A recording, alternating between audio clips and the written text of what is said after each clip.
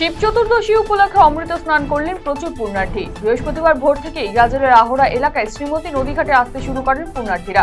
ভোর 4টে থেকে অমৃত স্নান করে গাজলের আহড়া পাঁচকালী মন্দিরে গঙ্গা মা সহ বিভিন্ন দেবদেবীর পুজো দেন তারা। প্রয়াগরাজে চলছে মহাকুম্ভের অমৃত স্নান। দূরত্ব এবং সময়ের অভাবে অনেকেই সেখানে যেতে পারেননি, তবে শিব চতুর্দশী পর্ব উপলক্ষে নদীতে ডুব দিয়েছেন অনেক মানুষ। এরপর সেখানে কীর্তনের আসরেও যোগ দেন তারা। এদিন ভক্তদের মধ্যে মহাপ্রসাদও বিতরণ করা হয়।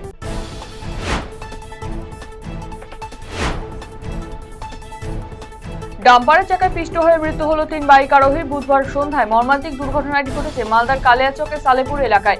এই ঘটনাকে কেন্দ্র করে পথ নিরাপত্তার দাবিতে বিক্ষোভ দেখায় এলাকার বাসিন্দারা। পরে কালিয়াচক থানার পুলিশ গিয়ে পরিস্থিতি নিয়ন্ত্রণে আনে। হাড়ভাঙা পরিশ্রম করে ফসল ফলিয়ে তেমন লাভ হয়ে ওঠে না, ফলে ফুল চাষে আগ্রহ বাড়ছে চাষিদের। তেমনই জমিতে গাঁদা ফুল চাষ করে লাভের মুখ দেখেছেন দক্ষিণ দিনাজপুরের গঙ্গারামপুরের ফুল চাষিরা। শুধু শীতকালই নয়, বছরের 12 মাসেই গাঁদা ফুলের চাষ করে সফল হয়েছেন গঙ্গারামপুর ব্লকের জাহাঙ্গীরপুর গ্রাম পঞ্চায়েতের মাহুর কিসমত এলাকার ফুল চাষিরা। শিলিগুড়ির বিধায়ক শঙ্কর ঘোষের বিধায়ক উন্নয়ন তহবিল থেকে প্রায় 10 লক্ষ টাকা ব্যয়ে শিলিগুড়ির ভারতনগর তরুণ তীর্থ ক্লাবের খেলার মাঠে সীমানা প্রাচীর নির্মাণের কাজ শুরু হলো। দীর্ঘদিন ধরে মাঠটি উন্মুক্ত থাকায় ক্লাবের সদস্যরা খেলাধুলায় নানান সমস্যার সম্মুখীন হচ্ছিলেন। ছোটবেলা থেকে এই মাঠে খেলাধুলো করে বড় হয়েছেন শিলিগুড়ির বিধায়ক শঙ্কর ঘোষ। তাই সেই ক্লাবের তরফে ফেন্সিং নির্মাণের প্রস্তাব দেওয়া হয় শিলিগুড়ির বিধায়ক তথা ওই এলাকার ছেলে শঙ্কর ঘোষের কাছে। প্রস্তাব পাওয়ার পর বিধায়ক এর সম্মতি দেন এবং দ্রুত কাজ শুরু হয়।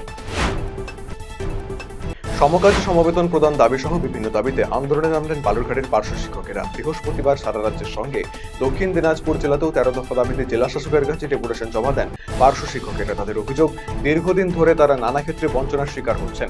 ছুটির সুবিধা সহ অন্যান্য সুযোগ সুবিধা প্রদানের দাবি জানিয়েও কোনো সুরাহা মেলেনি।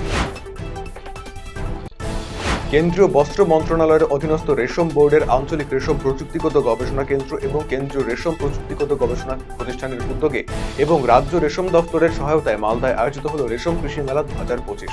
এদিন এই মেলার সূচনা অনুষ্ঠানে উপস্থিত ছিলেন রেশম প্রযুক্তিগত গবেষণা কেন্দ্র বহরমপুরের ডাইরেক্টর এম মাহেশ্বরী সহ অন্যান্যরা। ভোট আসে, ভোট চায়, ক্ষমতা বদলের সঙ্গে সঙ্গে বদলায় নেতাও, কিন্তু এলাকার ছবিটা বদলায় না। ভোট প্রচারের সময় নানা দল গ্রামে গিয়ে পাকা রাস্তার দাবি মেনে প্রতিশ্রুতি দেয়। ভোট গেলে সেই প্রতিশ্রুতি কার্যত উবে যায়। কালভার্ট এবং পাকা রাস্তার দাবিতে বুধবার বিক্ষোভে সামিল হলেন এলাকার বাসিন্দারা। এই ছবি তুফানগঞ্জ 2 নম্বর ব্লকের শালবাড়ি 2 নম্বর গ্রাম পঞ্চায়েতের 9-এর 140 বুথের বড় শালবাড়ি কুন্ডুর পাড় এলাকার।